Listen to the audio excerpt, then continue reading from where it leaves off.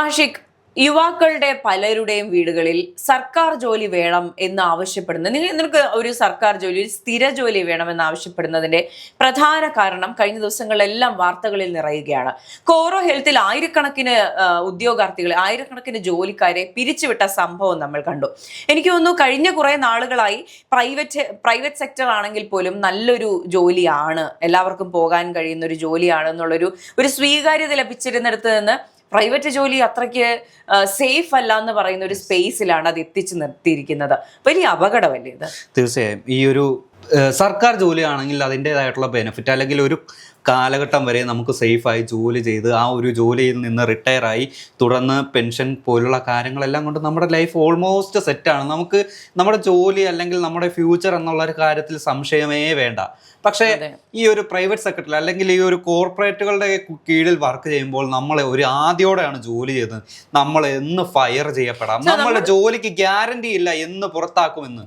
അതെ, ഇപ്പൊ നമ്മൾ റീപ്ലേസബിൾ ആണ് ബേസിക്കലി. ഇപ്പോൾ ഈ കോറോ ഹെൽത്തിൽ ആയിരക്കണക്കിന് പേരെ പിരിച്ചുവിട്ടതുമായി ബന്ധപ്പെട്ട് നമ്മുടെ മുൻ വിദ്യാഭ്യാസ മന്ത്രി വി ശിവൻകുട്ടി പ്രതികരിച്ചിട്ടുണ്ട്. അദ്ദേഹം പറയുന്നത് തൊഴിൽ വകുപ്പ് ഇതിൽ ഇടപെടണം, കൃത്യമായിട്ടുള്ള ഇടപെടലുകൾ ഉണ്ടാകണം, അതുപോലെ തന്നെ ഇങ്ങനെ ഉദ്യോഗാർത്ഥികളെ പിരിച്ചുവിടാൻ കഴിയില്ല. ഇപ്പോൾ ബിന്ദു കൃഷ്ണ, നമ്മുടെ മന്ത്രിയായിരിക്കുന്ന ബിന്ദു കൃഷ്ണ പോലും പറയുന്നുണ്ട് കൃത്യമായിട്ടുള്ള ചർച്ചകൾ നടത്തിയതിനു ശേഷം തീരുമാനമുണ്ടാകും.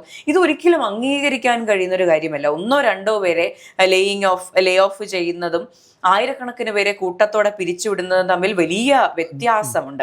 അത് വലിയ അപകടമാണ്. ഇപ്പൊ ഈ പറയുന്ന പോലെ എന്തുകൊണ്ടാണ് ഈ പറഞ്ഞ പബ്ലിക് സെക്ടറിനോട് ആൾക്കാർക്കൊരു എന്താ പറയുക, ഒരു ആക്രാന്തം വരുന്നത്?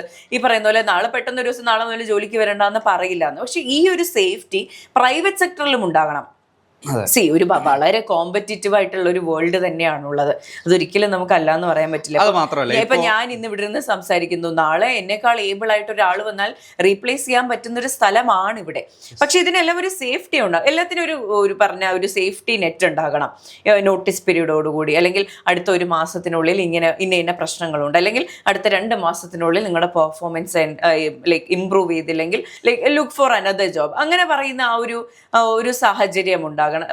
എന്താ പറയുക, ജോലി ചെയ്യുമ്പോൾ അതിനോടൊരു ആത്മാർത്ഥത നമുക്ക് തോന്നാൻ കഴിയണം. എന്നാൽ ജോലി ഇങ്ങോട്ടൊരു ജോബ് തരുന്ന ആള് നമുക്ക് ഇങ്ങോട്ടൊരു കമ്മിറ്റ്മെന്റ് തന്നാലാണ് നമുക്കത് തിരിച്ചു കൊടുക്കാൻ പറ്റുക. എനിക്കൊന്ന് കഴിഞ്ഞ കുറെ നാളുകളായി ഈ പ്രൈവറ്റ് സെക്ടർ നല്ലൊരു കാര്യമായിട്ട് തന്നെയാണ് നോക്കിക്കൊണ്ടിരുന്നത്. ഇപ്പോൾ കല്യാണ മാർക്കറ്റിലാണെങ്കിൽ പോലും പുരുഷന്മാർക്ക് സർക്കാർ ജോലി ഉണ്ടോ എന്ന് ചോദിക്കുന്ന ചോദ്യം ഇന്നും ഉണ്ട്, ഇല്ല എന്ന് പറയില്ല. പക്ഷേ അതിനൊരു കുറവ് വന്നിട്ടുണ്ട്. ഈ IT സെക്ടറിൽ ജോലി ചെയ്യുന്ന ആൾക്കാർ അല്ലെങ്കിൽ മാധ്യമ പ്രവർത്തകർ, ബാങ്കിൽ ജോലി ചെയ്യുന്ന ആൾക്കാർ, ഇതെല്ലാം നല്ല ജോലികളായിട്ട് കൺസിഡർ ചെയ്യുന്ന ഒരു കാലം ഉണ്ടായിരുന്നു. പക്ഷെ ഇനി അങ്ങോട്ട് ചിലപ്പോൾ ഈ ഒരു ജോലിയുടെ ഇമ്പാക്റ്റ് പല വീടുകളിലും ഉണ്ടാകും. ഈ IT ജോലിയൊക്കെ എന്ന് തെറിക്കുമെന്ന് ആർക്കറിയാമെന്ന് പറയുന്ന സമയം അതിപ്പോൾ സ്വാഭാവികം. എനിക്ക് തോന്നുന്നു പല വീടുകളിലും ഇപ്പോൾ തന്നെ ആരംഭിച്ചിട്ടുണ്ടാകാം. അങ്ങനെയാണ് പലരും PSC എന്നുള്ള ഒരു വലിയ കുഴിയിലേക്ക്, വലിയൊരു കിണറിലേക്ക് എടുത്തു ചാടുന്നത്. പലരും നീന്തിക്കയറി അപ്പുറത്ത് കടക്കുമായിരിക്കും, പക്ഷേ ബാക്കിയുള്ളവർ വെറുതെ ഏണി വെച്ചിറങ്ങുന്നവരുമുണ്ട്. PSCയിൽ ഈ പറഞ്ഞതുപോലെ കുറെ ക്രമക്കേടുകൾ കലർത്തിയതോടെ ഈ പറഞ്ഞ ഉദ്യോഗാർത്ഥികൾ പ്രൈവറ്റിലും പോകാൻ പറ്റില്ല, PSCയിൽ വന്ന് പഠിക്കാമെന്ന് വിചാരിച്ച അവിടെയും ഈ പറഞ്ഞ കൃമിക്കുത്തുകളുണ്ട്. അപ്പോൾ എന്താണ് ശരിക്കും യുവാക്കൾ ചെയ്യേണ്ടത്? മൈക്രോസോഫ്റ്റിൽ വരെ ഈ ഒരു വന്നതോടെ ഈ അവിടെയുള്ള ടെക്നീഷ്യൻസിനെ എല്ലാം റീപ്ലേസ് ചെയ്യുകയാണ്. വന്നതോടെ ഒരു വലിയൊരു തൊഴിൽ ശൃംഖല അത് അട്ടിമറിക്കപ്പെട്ടിരിക്കുന്നു. പക്ഷേ ഈ അതുപോലെ ഡിജിറ്റൽ കാര്യങ്ങളൊന്നും അല്ലെങ്കിൽ ബാധിക്കപ്പെടാത്ത മറ്റൊരു സേഫ് ആയിട്ടുള്ള ഒരു മേഖലയാണ് നമ്മുടെ ഈ ഒരു ഗവൺമെൻറ് ജോബ്സ്. ഗവൺമെൻറ് ജോബിൽ ഡിജിറ്റലൈസേഷൻ ഉണ്ട്, പക്ഷേ ഈ ഒരു തൊഴിലാളികളെ പെട്ടെന്നൊന്നും പറഞ്ഞു വിടുന്ന ഒരു കാര്യമല്ല. അതായത് നമുക്കൊരാൾക്ക് ഓഫർ ലെറ്റർ കിട്ടി ആ ഒരു കമ്പനിയിൽ ജോലിക്ക് പോയി കുറച്ചു കാലം കഴിഞ്ഞ് ഒരു നോട്ടീസ് പീരീഡ് അല്ലെങ്കിൽ ഇതിന് പോലും അനുവദിക്കാതെ പെട്ടെന്ന് ഒരു ദിവസം ഇനി വരണ്ട എന്ന് പറഞ്ഞേക്കുമ്പോൾ നമ്മൾ തെരുവിലേക്ക് തള്ളപ്പെടുകയാണ്. അവിടെയാണ് ഈ ഒരു സർക്കാർ ജോലി ഉണ്ടായിരുന്നെങ്കിൽ, ഞാൻ ഈ സർക്കാർ ജോലിക്ക് ശ്രദ്ധിച്ചിരുന്നെങ്കിൽ, അല്ലെങ്കിൽ ഈ ഒരു ജോലി എനിക്ക് കിട്ടിയിരുന്നെങ്കിൽ നിന്ന് ആത്മാർത്ഥമായ ആ ഒരു ഉദ്യോഗാർത്ഥി അല്ലെങ്കിൽ ആ ഒരു തൊഴിലാളി ആഗ്രഹിച്ചു പോകുന്നത്. ഒരു പക്ഷേ എനിക്ക് തോന്നുന്നു ഇതുപോലെ പ്രൈവറ്റ് സെക്ടറിൽ വർക്ക് ചെയ്യുമ്പോഴും PSC ഒരു പാർട്ട് ടൈം ആയിട്ട് തുടരുന്നവരുണ്ട്.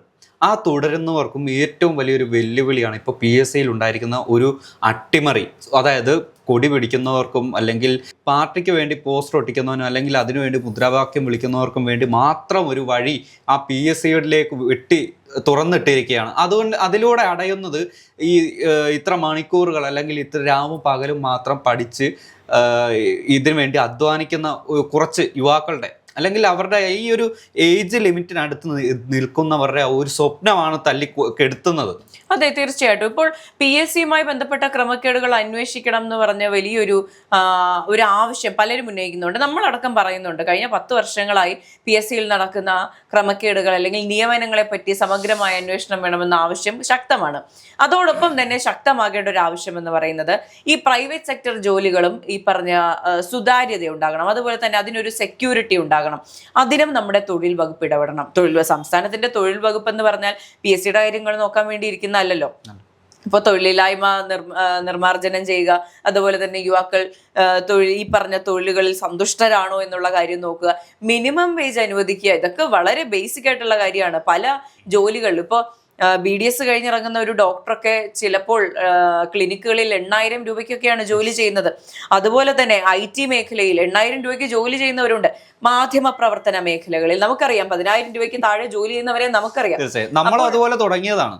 തീർച്ചയായിട്ടും. അപ്പോൾ ഇതിനെല്ലാം ഒരു മാറ്റം ഉണ്ടാകണമെങ്കിൽ കേരളത്തിന്റെ തൊഴിൽ വകുപ്പ് തന്നെ ഇതിലൊരു നടപടി ഉണ്ടാകണം. ഇത് നമ്മുടെ യുവാക്കൾ ഒരിക്കൽ പെട്ടെന്നൊരു ദിവസം വഴിയാധാരമാക്കപ്പെടരുത് എന്നുള്ള ചിന്ത തൊഴിൽ വകുപ്പ് കൈകാര്യം ചെയ്യുന്നവർക്ക് ഉണ്ടാകണം.